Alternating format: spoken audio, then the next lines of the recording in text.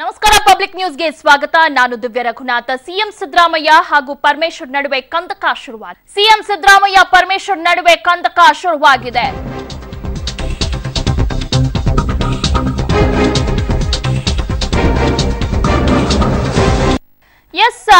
CM Siddaramaiah ಹಾಗೂ ಪರಮೇಶ್ವರ್ ನಡುವೆ ಕಂದಕ ಶುರುವಾಗಿದೆ. ಪರಮೇಶ್ವರ್ ಅವಧಿಯಲ್ಲಿ ನಿಯೋಜನೆಗೊಂಡಿದ್ದ ಅಧಿಕಾರಿಗಳನ್ನ ಎತ್ತಂಗಡಿ ಮಾಡಿದ್ದಾರೆ.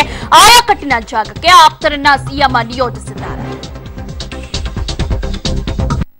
ಸಿಎಂ ಸಿದ್ದರಾಮಯ್ಯ ಪರಮೇಶ್ವರ್ ನಡುವೆ ಕಂದಕ ಶುರುವಾಗಿದೆ. ಪರಮೇಶ್ವರ್ ಅವಧಿಯಲ್ಲಿ ನಿಯೋಜನೆಗೊಂಡಿದ್ದ ಅಧಿಕಾರಿಗಳು ಎತ್ತಂಗಡಿ ಮಾಡಿದ್ದಾರಂತೆ. ಆಯಕಟ್ಟಿನ ಜಾಗಕ್ಕೆ ಆಪ್ತರನ್ನ ಸಿಎಂ ನಿಯೋಜಿಸಿದ್ದಾರೆ. ಕೆಂಪಯ್ಯ ಸೂಚನೆ ಮೇರೆಗೆ ಕೆಲವು ಅಧಿಕಾರಿಗಳನ್ನ ನಿಯೋಜನೆ ಮಾಡಲಾಗಿದೆ. ಪರಮೇಶ್ವರ್ ಗೃಹ ಸಚಿವರಾಗಿದ್ದಾಗ ಅಧಿಕಾರಿಗಳು ನಿಯೋಜನೆಗೊಂಡಿದ್ದವರನ್ನ ಈಗ ಎತ್ತಂಗಡಿ ಮಾಡಲಾಗಿದೆ. ಪ್ರವೀಣ್ ಸೂದ್ ದಿಢೀರ್ ವರ್ಗಾವಣೆಗೂ ಇದೇ ಕಾರಣ ಅಂತೆ. ಇಂದು 3 ಐಪಿಎಸ್ ಅಧಿಕಾರಿಗಳನ್ನ ವರ್ಗಾವಣೆ ಮಾಡಲಾಗಿದೆ. ಹೇಮಂತ್ ನಿಂಬಾಳ್ಕರ್ ಜಾಗಕ್ಕೆ ಸೀಮಂತ್ ಕುಮಾರ್ ಸಿಂಗ್ ಅನ್ನ ನೇಮಕ ಮಾಡಲಾಗಿದೆ. ಹುದ್ದೆ ತೋರಿಸದೆ ಹೇಮಂತ್ ನಿಂಬಾಳ್ಕರ್ ಅನ್ನ ವರ್ಗಾವಣೆ ಮಾಡಲಾಗಿದೆ. ಸಿಎಂ ಸಿದ್ದರಾಮಯ್ಯ ಪರಮೇಶ್ವರ್ ನಡುವೆ ಕಂದಕ ಶುರುವಾಗಿದೆ. ಇನ್ನು ಪರಮೇಶ್ವರ್ ಅವಧಿಯಲ್ಲಿ ನಿಯೋಜನೆಗೊಂಡಿದ್ದ ಅಧಿಕಾರಿಗಳನ್ನ ಎತ್ತಂಗಡಿ ಮಾಡಲಾಗಿದೆ. ಆಯಕಟ್ಟಿನ ಜಾಗಕ್ಕೆ ಆಪ್ತರನ್ನ ಸಿಎಂ ನಿಯೋಜಿಸಿದ್ದಾರೆ. ಕೆಂಪಯ್ಯ ಸೂಚನೆ ಮೇರೆಗೆ ಕೆಲವು ಅಧಿಕಾರಿಗಳನ್ನ ನಿಯೋಜನೆ ಮಾಡಲಾಗಿದೆ. ಪರಮೇಶ್ವರ್ ಗೃಹ ಸಚಿವರಾಗಿದ್ದಾಗ ಅಧಿಕಾರಿಗಳನ್ನ ನಿಯೋಜನೆಗೊಂಡಿದ್ದ ಅಧಿಕಾರಿಗಳನ್ನ ಈಗ ಎತ್ತಂಗಡಿ ಮಾಡಿದ್ದಾರೆ. ಪ್ರವೀಣ್ ಸೂದ್ ದಿಢೀರ್ ವರ್ಗಾವಣೆಗೂ ಕೂಡ ಇದೇ ಕಾರಣ ಅಂತ ಹೇಳಲಾಗ್ತಿದೆ. ಇಂದು 3 ಐಪಿಎಸ್ ಅಧಿಕಾರಿಗಳನ್ನ ವರ್ಗಾವಣೆ ಮಾಡಿದ್ದಾರೆ.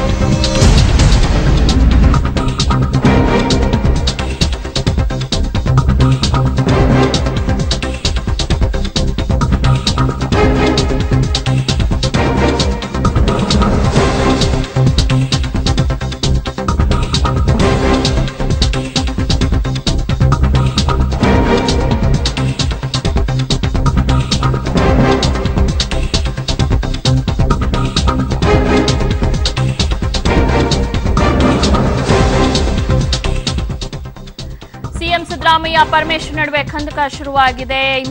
ಇಂದು 3 ಐಪಿಎಸ್ ಅಧಿಕಾರಿಗಳನ್ನ ವರ್ಗಾವಣೆ ಮಾಡಲಾಗಿದೆ. ಪರಮೇಶ್ವರ್ ಅವಧಿಯಲ್ಲಿ ನಿಯೋಜನೆಗೊಂಡಿದ್ದ ಅಧಿಕಾರಿಗಳನ್ನ ಎತ್ತಂಗಡಿ ಮಾಡಿದ್ದಾರೆ. ಆಯಕಟ್ಟಿನ ಜಾಗಕ್ಕೆ ಆಪ್ತರನ್ನ ಈಗ ಸಿಎಂ ನಿಯೋಜಿಸಿದ್ದಾರೆ. ಅದು ಕೆಂಪಯ್ಯ ಸೂಚನೆ ಮೇರೆಗೆ ಕೆಲವು ಅಧಿಕಾರಿಗಳನ್ನ ನಿಯೋಜನೆ ಮಾಡಲಾಗಿದೆ. ಪರಮೇಶ್ವರ್ ಗೃಹ ಸಚಿವರಾಗಿದ್ದಾಗ ಅಧಿಕಾರಿಗಳು ನಿಯೋಜನೆಗೊಂಡಿದ್ದವರನ್ನ ಈಗ ಎತ್ತಂಗಡಿ ಮಾಡಿದ್ದಾರೆ. ಪ್ರವೀಣ್ ಸೂದ್ ದಿಢೀರ್ ವರ್ಗಾವಣೆಗೂ ಇದೇ ಕಾರಣ ಅಂತೆ. ಇಂದು 3 ಐಪಿಎಸ್ ಅಧಿಕಾರಿಗಳನ್ನ ವರ್ಗಾವಣೆ ಮಾಡಲಾಗಿದೆ. ಹೇಮಂತ್ ನಿಂಬಾಳ್ಕರ್ ಜಾಗಕ್ಕೆ ಸೀಮಂತ್ ಕುಮಾರ್ ಸಿಂಗ್ ಅನ್ನ ನೇಮಕ ಮಾಡಲಾಗಿದೆ. ಹುದ್ದೆ ತೋರಿಸದೆ ಹೇಮಂತ್ ನಿಂಬಾಳ್ಕರ್ ಅನ್ನ ವರ್ಗಾವಣೆ ಮಾಡಲಾಗಿದೆ.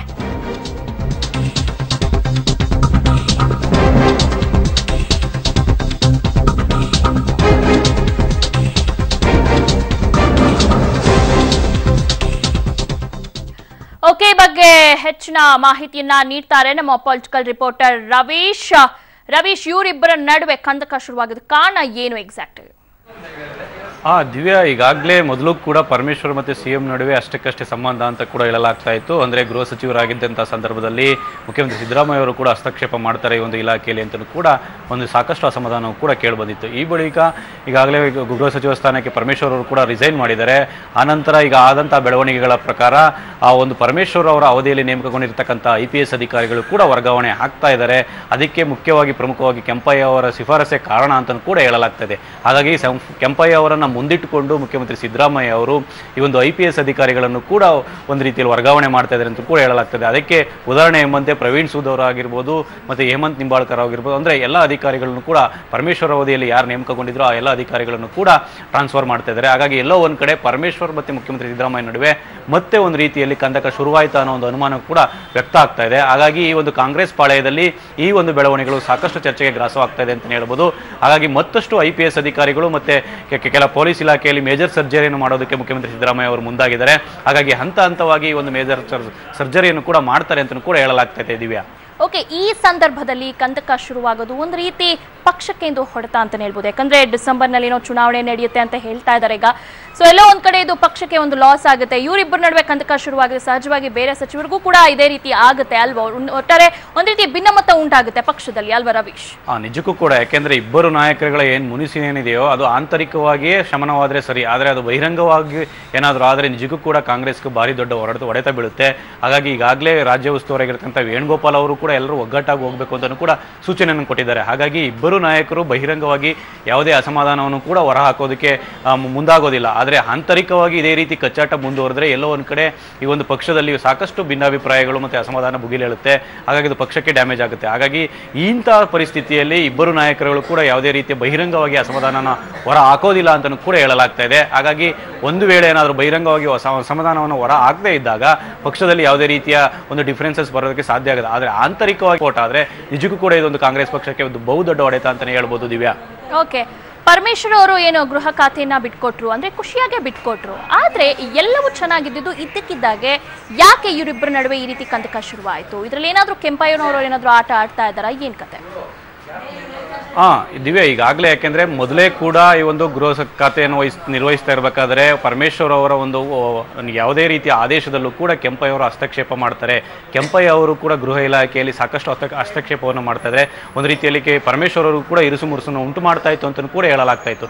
ಈಗ ಗೃಹ ಸಚಿವರು ಮುಖ್ಯಮಂತ್ರಿ ಸಿದ್ದರಾಮಯ್ಯ ಅವರೇ ಆಗಿರೋದ್ರಿಂದ ಈ ಒಂದು ಸಂದರ್ಭದಲ್ಲಿ ಕೆಂಪಯ್ಯ ಅವರೇ ನೇರವಾಗಿ ಹಸ್ತಕ್ಷೇಪವನ್ನು ಕೂಡ ಮಾಡ್ತಾ ಇರೋದ್ರಿಂದ ಎಲ್ಲೋ ಒಂದು ಕಡೆ ಈ ಒಂದು ವಿಚಾರವು ಕೂಡ ಒಂದು ಪರಮೇಶ್ವರ್ ಅವರಿಗೆ ಒಂದು ರೀತಿಯಲ್ಲಿ ಅಸಮಾಧಾನಕ್ಕೆ ಕಾರಣವಾಗಿದೆ ಅಂತ ಕೂಡ ಹೇಳಲಾಗ್ತಿದೆ. ಯಾಕೆಂದ್ರೆ ಈ ಮೊದಲೇ ಆ ಒಂದು ಪರಮೇಶ್ವರ್ ಅವರಿಗೆ ಅಸಮಾಧಾನ ಇತ್ತು. ಅಂದ್ರೆ ಗೃಹ ಇಲಾಖೆಯಲ್ಲಿ ಎಲ್ಲವೂ ಕೂಡ ಬೇರೆಯವರ ನಿಯಂತ್ರಣದಲ್ಲಿರುತ್ತೆ, ನಾನು ನೇರವಾಗಿ ಯಾವುದೇ ರೀತಿಯ ಒಂದು ಕ್ರಮಗಳನ್ನು ಕೂಡ ಕೈಗೊಳ್ಳೋದಕ್ಕೆ ಆಗೋದಿಲ್ಲ, ಯಾವುದೇ ನಿರ್ಧಾರಗಳನ್ನು ಕೂಡ ಕೈಗೊಳ್ಳೋದಕ್ಕೆ ಆಗೋದಿಲ್ಲ ಅಂತ ಕೂಡ ಆ ಒಂದು ಪಕ್ಷದ ವೇದಿಕೆಯಲ್ಲೂ ಕೂಡ ಚರ್ಚೆ ಮಾಡಿದ್ರು. ಈಗ ಆ ಒಂದು ಗೃಹ ಸಚಿವರು ಮುಖ್ಯಮಂತ್ರಿ ಆಗಿರೋದ್ರಿಂದ ಈ ಒಂದು ಸಂದರ್ಭದಲ್ಲಿ ಕೆಂಪಯ್ಯ ಅವರೇ ನೇರವಾಗಿ ಹಸ್ತಕ್ಷೇಪ ಮಾಡ್ತಾ ಇದ್ದಾರೆ ಅಂತ ಕೂಡ ಪರಮೇಶ್ವರ್ ಅವರ ಅಸಮಾಧಾನಕ್ಕೆ ಕಾರಣವಾಗಿದೆ ಅಂತ ಕೂಡ ಹೇಳಲಾಗ್ತದೆ ದಿವ್ಯಾ.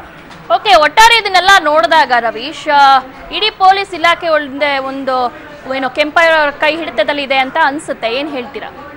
ಈ ಆರೋಪವನ್ನು ಪ್ರತಿಪಕ್ಷಗಳು ಕೂಡ ಮಾಡ್ತಾ ಇದೆ. ಅಂದ್ರೆ ಬಿಜೆಪಿ ಮತ್ತು JDS ಕೂಡ ಈ ಆರೋಪಗಳನ್ನು ಮಾಡ್ತಾ ಇದೆ. ಅಂದ್ರೆ ಇಡೀ ಗೃಹ ಇಲಾಖೆ ಏನಿದೆ ಅದು ಕೆಂಪಯ್ಯ ಅವರೇ ನಿರ್ವಹಣೆ ಮಾಡ್ತಾ ಇದ್ದಾರೆ. ಮತ್ತೆ ವರ್ಗಾವಣೆ ವಿಚಾರದಿಂದ ಹಿಡಿದು ಎಲ್ಲ ಆಯಕಟ್ಟಿನ ಸ್ಥಳಗಳಲ್ಲಿ ಯಾರ್ಯಾರನ್ನ ಹಾಕ್ಬೇಕು ಅನ್ನೋದ್ರ ಬಗ್ಗೆ ಕೂಡ ಕೆಂಪಯ್ಯ ಅವರೇ ನಿರ್ಧಾರ ಮಾಡ್ತಾರೆ ಅಂತ ಕೂಡ ಹೇಳ್ತಾ ಇದ್ದಾರೆ. ಅಂದ್ರೆ ಎಲ್ಲೋ ಒಂದ್ ಕಡೆ ವಿಪಕ್ಷಗಳ ಆರೋಪ ಜೊತೆಗೆ ಪಕ್ಷದ ಒಳಗಡೆಯೂ ಕೂಡ ಆಂತರಿಕವಾಗಿ ಈ ಒಂದು ನಿರ್ಧಾರಗಳನ್ನು ಕೂಡ ತಿಳಿಸ್ತಾ ಇದ್ದಾರೆ. ಅಂದ್ರೆ ಪ್ರಮುಖವಾಗಿ ಈ ಗೃಹ ಇಲಾಖೆಯನ್ನ ಕೆಂಪಯ್ಯ ಅವರೇ ಕಂಟ್ರೋಲ್ ಮಾಡ್ತಾ ಇದ್ದಾರೆ ಅಂತ. ಹಾಗಾಗಿ ಮುಂದಿನ ದಿನಗಳಲ್ಲಿ ಈ ಒಂದು ಇಲಾಖೆ ಸಂಪೂರ್ಣವಾಗಿ ಅವರು ಹಿಡಿತಕ್ಕೆ ಹೋದ್ರೆ ನಿಜಕ್ಕೂ ಕೂಡ ಇದೊಂದು ಕಾಂಗ್ರೆಸ್ ಪಕ್ಷಕ್ಕೆ ಡ್ಯಾಮೇಜ್ ಆಗುತ್ತೆ ಅನ್ನೋ ಮಾತುಗಳನ್ನು ಕೂಡ ಅವರೇ ಪಕ್ಷವರು ಕೂಡ ಹೇಳ್ತಾ ಇದ್ದಾರೆ. ಹಾಗಾಗಿ ಮುಂದೆ ಏನಾಗುತ್ತೆ ಅನ್ನೋದು ಕೂಡ ಕಾದ್ ನೋಡ್ಬೇಕಾಗಿದೆ ದಿವ್ಯಾ. ಓಕೆ, ಎಲ್ಲಾದ್ರ ಬಗ್ಗೆ ಸಿಎಂ ಸಿದ್ದರಾಮಯ್ಯನವರು ಏನಾದ್ರು ರಿಯಾಕ್ಟ್ ಮಾಡಿದಾರ, ಸ್ಪಷ್ಟನೆಯನ್ನ ಕೊಟ್ಟಿದ್ದಾರೆ ಏನು ಎತ್ತ ಅನ್ನೋದ್ರ ಬಗ್ಗೆ ಏನಾದ್ರು? ಇವಾಗಲೇ ನೀವು ಹೇಳ್ದಂಗೆ ಕೆಲವೊಂದು ಅಸಮಾಧಾನಗಳಿದೆ, ಇದು ವಿಚಾರವಾಗಿ ಸಿಎಂ ಸಿದ್ದರಾಮಯ್ಯ ನೇರವಾಗಿ ಒಪ್ಕೊಂಡಿದ್ದಾರಾ ಅಥವಾ ಎಂದಿನಂತೆ ನಿರ್ಲಕ್ಷ್ಯದ ಉತ್ತರವನ್ನ ನೀಡಿದ್ದಾರಾ, ಏನ್ ಕತೆ ರವೀಶ್? ದಿವ್ಯಾ, 3 ದಿನಗಳಿಂದ ಮುಖ್ಯಮಂತ್ರಿ ಸಿದ್ದರಾಮಯ್ಯ ಅವರು ಹೊರಗಡೆನೆ ಬಂದಿಲ್ಲ, ಕಾವೇರಿ ನಿವಾಸದ ಒಳಗಡೆನೆ ಇದ್ದಾರೆ. ಅಂದ್ರೆ ಅಲ್ಲಿ ಯಾವುದೇ ಶಾಸಕರನ್ನು ಕೂಡ ಬಿಡ್ತಾ ಇಲ್ಲ, ಯಾರೊಬ್ಬರ ಭೇಟಿಗೂ ಕೂಡ ಅವಕಾಶವನ್ನು ಕೂಡ ಕೊಡ್ತಾ ಇಲ್ಲ. ಹಾಗಾಗಿ ಅವರು ಯಾವುದೇ ರೀತಿಯ ರಿಯಾಕ್ಟ್ ಕೂಡ ಸಿಗ್ತಾ ಇಲ್ಲ ಮುಖ್ಯಮಂತ್ರಿ ಸಿದ್ದರಾಮಯ್ಯ ಅವರು. ಆದರೆ ಈ ಹಿಂದೆಯೂ ಕೂಡ ಬಹಳಷ್ಟು ಸಾರಿ ಮುಖ್ಯಮಂತ್ರಿ ಸಿದ್ದರಾಮಯ್ಯ ಅವರು ಸ್ಪಷ್ಟಪಡಿಸಿದ್ದಾರೆ. ಅಂದ್ರೆ ಇದರಲ್ಲಿ ಯಾವುದೇ ರೀತಿಯ ಕೆಂಪಯ್ಯ ಅವರ ಹಸ್ತಕ್ಷೇಪ ಇಲ್ಲ, ಅದೆಲ್ಲ ಸುಳ್ಳು, ಅದು ಕೇವಲ ವಿಪಕ್ಷಗಳ ಆರೋಪ, ಕೇವಲ ಸುಳ್ಳು, ನಿರಾಧಾರ ಅನ್ನೋ ಮಾತುಗಳನ್ನು ಕೂಡ ಹೇಳಿದ್ದಾರೆ. ಹಾಗಾಗಿ ಈಗ ಮತ್ತೆ ಪ್ರತಿಕ್ರಿಯೆ ಸಿಕ್ಕಿದಾಗ ಮತ್ತೆ ಮುಖ್ಯಮಂತ್ರಿ ಸಿದ್ದರಾಮಯ್ಯ ಅವರು ಅದನ್ನೇ ಪುನರುಚ್ಚರಿಸುವಂತಹ ಸಾಧ್ಯತೆ ಕೂಡ ಹೆಚ್ಚಿದೆ Divya. Okay, in coming to Hemant Nimbalkar ವಿಚಾರವಾಗಿ ಹುದ್ದೆ ತೋರಿಸದೇ ವರ್ಗಾವಣೆ ಮಾಡಿದ್ದಾರಲ್ಲ, ಏನ್ ಕತೆ ಅಂತ? ನಿಜಕ್ಕೂ ಕೂಡ ಇದು ಸಾಕಷ್ಟು ಚರ್ಚೆಗೆ ಗ್ರಾಸವಾಗ್ತಾರಂಥ ವಿಚಾರ. ಯಾಕೆಂದರೆ ಹೇಮಂತ್ ನಿಂಬಾಳ್ಕರ್ ಅವರನ್ನು ವರ್ಗಾವಣೆ ಮಾಡಿ ಅವ್ರಿಗೆ ಯಾವುದೇ ರೀತಿಯ ಹುದ್ದೆಯನ್ನು ಕೂಡ ತೋರಿಸಿಲ್ಲ. ಹಾಗಾಗಿ ಇದಕ್ಕೆ ಕಾರಣ ಏನು ಅನ್ನೋದು ಕೂಡ ಈಗ ಚರ್ಚೆ ಆಗ್ತಾರಂಥ ವಿಚಾರ. ಹಾಗಾಗಿ ಇದು ಮತ್ತಷ್ಟು ಜಟಿಲವಾಗುವಂಥ ಸಾಧ್ಯತೆ ಕೂಡ ಹೆಚ್ಚಾಗ್ತಾ ಇದೆ. ಹಾಗಾಗಿ ಮುಂದೆ ಏನು ಮಾಡ್ತಾರೆ ಅನ್ನೋದು ಕೂಡ ಕಾದು ನೋಡಬೇಕಾಗಿದೆ. ಯಾಕೆಂದರೆ ಹೇಮಂತ್ ನಿಂಬಾಳ್ಕರ್ ಅವರು ಕೂಡ ಮುಂದೆ ಏನು ಮಾಡ್ತಾರೆ ಈ ಒಂದು ಕ್ರಮದ ಬಗ್ಗೆ, ಸರ್ಕಾರದ ಕ್ರಮದ ಬಗ್ಗೆ ಅಂತಲೂ ಕೂಡ ಕಾದು ನೋಡಬೇಕಾಗಿದೆ Divya. Okay, one of the most experienced officers ಇವರುಗಳೆಲ್ಲ, ಹೇಮಂತ್ ನಿಂಬಾಳ್ಕರ್ ಆಗಿರ್ಬೋದು, ಯಾರೇ ಆಗಿರ್ಬೋದು. ಬಟ್ ಈ ವಿಚಾರವಾಗಿ ಎಲ್ಲೋ ಒಂದ್ ಕಡೆ ಅವರ ಕೆಂಗಣಿಗೂ ಇವ್ರು ಗುರಿ ಆಗ್ತಾ ಇದ್ದಾರಲ್ವ ಸಿಎಂ ಸಿದ್ದರಾಮಯ್ಯನವರು? ಅಂದರೆ ಅಧಿಕಾರಿ ವಲಯದಲ್ಲಿ ಕೇಳಿ ಬರ್ತಾ ಇರತಕ್ಕಂಥದ್ದು ಅಂದರೆ 1 ವರ್ಷವನ್ನು ಕೂಡ ಆ ಒಂದು ಸ್ಥಳದಲ್ಲಿ ಪೂರೈಸದೇ ಇರತಕ್ಕಂಥ ಅಧಿಕಾರಿಗಳನ್ನು ಕೂಡ ಎತ್ತಂಗಡಿ ಮಾಡೋದು ಎಷ್ಟರ ಮಟ್ಟಿಗೆ ಸರಿ ಅಂತ. ಇದರಿಂದ ಕಾನೂನು ಸುವ್ಯವಸ್ಥೆಗೆ ಕೂಡ ಧಕ್ಕೆ ಆಗುತ್ತೆ, ಮತ್ತು ಆ ಒಂದು ಪ್ರದೇಶಗಳಲ್ಲಿರ್ತಕ್ಕಂಥ ಕಾನೂನು ಸುವ್ಯವಸ್ಥೆ ಸಾಕಷ್ಟು ಹದಗೆಡುವಂಥದಕ್ಕೂ ಚಾನ್ಸಸ್ ಇರುತ್ತೆ ಅಂತಲೂ ಕೂಡ ಹೇಳಲಾಗ್ತಾ ಇದೆ. ಆದರೆ ಅಂತಿಮವಾಗಿ ಗೃಹ ಇಲಾಖೆ ಮತ್ತು ಮುಖ್ಯಮಂತ್ರಿ ಸಿದ್ದರಾಮಯ್ಯ ಅವರ ನಿರ್ಧಾರವೇ ಅಂತಿಮವಾಗಿರುತ್ತೆ. ಹಾಗಾಗಿ ಮುಂದಿನ ದಿನಗಳಲ್ಲಿ ಈ ಒಂದು ನಿರ್ಧಾರದ ಬಗ್ಗೆ ಯಾವ ರೀತಿ ಆಕ್ಷೇಪಗಳು ಕೇಳಿಬರುತ್ತವೆ ಅನ್ನೋದು ಕೂಡ ಕಾದು ನೋಡಬೇಕಾಗಿದೆ. ಆದರೆ ಸದ್ಯಕ್ಕಂತೂ ಈ ವಿಚಾರ ಸಾಕಷ್ಟು ಚರ್ಚೆಗೆ ಗ್ರಾಸವಾಗ್ತಾ ಇದೆ ಅಂತಲೇ ಹೇಳ್ಬೋದು ದಿವ್ಯಾ. ಓಕೆ, ಈಗ ಒಟ್ಟಾರೆ ನಾವು ಹೇಳೋದಾದ್ರೆ ಗೃಹ ಇಲಾಖೆ ಕಂಪ್ಲೀಟ್ ಆಗಿ ಡಿಸ್ಟರ್ಬ್ ಆಗಿದೆ ಅಂತಾನೆ ಹೇಳ್ಬೋದು ರವೀಶ್. ಒಂದ್ ಕಡೆ ಈ ಹಿಂದೆ DIG ರೂಪಾ ಅವರ ವರ್ಗಾವಣೆ ಆದಾಗ ಸಿಎಂ ಸ್ಪಷ್ಟನೆಯನ್ನ ನೀಡಿದ್ರು, ಅನುಪಮ ಗಲಾಟೆ ಆಗಿರ್ಬೋದು. ಈಗ ಹೇಮಂತ್ ನಿಂಬಾಳ್ಕರ್ ಅವ್ರಿಗೆ ಹುದ್ದೆನೇ ತೋರಿಸಿದೆ, ಒಂದ್ ರೀತಿ ಅವ್ರಿಗೆ ಅವಮಾನ ಮಾಡ್ತಾ ಇದ್ದಾರೆ. ಒಬ್ಬ ಎಕ್ಸ್ಪೀರಿಯನ್ಸ್ಡ್ ಆಫೀಸರ್ಸ್ ಅವರು, ಕಷ್ಟಪಟ್ಟು ಮೇಲೆ ಬಂದಿರೋ ಅಧಿಕಾರಿಗಳು ಅವರೆಲ್ಲ.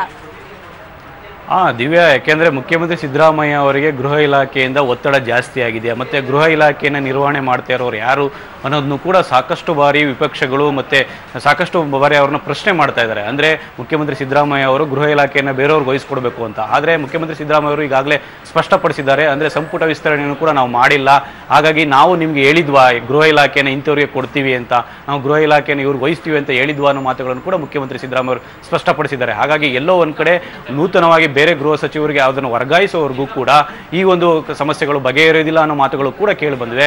ಹಾಗಾಗಿ ಮುಂದಿನ ತಿಂಗಳು ಏನಾದರೂ ಸಂಪುಟ ವಿಸ್ತರಣೆಯಾಗಿ ಏನಾದ್ರು ಗೃಹ ಇಲಾಖೆನ ಬೇರೆಯವರಿಗೆ ವರ್ಗಾವಣೆ ಮಾಡ್ತಾರ, ಆಗ್ಲಾದ್ರೂ ಸರಿ ಹೋಗುತ್ತಾ ಅನ್ನೋದು ಕೂಡ ಕಾದು ನೋಡ್ಬೇಕಾದ್ರೆ. ಅಂದ್ರೆ ಒಟ್ಟಾರೆಯಾಗಿ ಈ ಎಲ್ಲಾ ಬೆಳವಣಿಗೆಗಳು ಕೆಂಪಯ್ಯ ಅವರ ಹತ್ರ ಬೊಟ್ಟು ಮಾಡಿ ತೋರಿಸ್ತಾ ಇದೆ ದಿವ್ಯಾ. ಓಕೆ, ಧನ್ಯವಾದಗಳು ರವೀಶ್ ತಮ್ಮ ಮಾಹಿತಿಗಾಗಿ.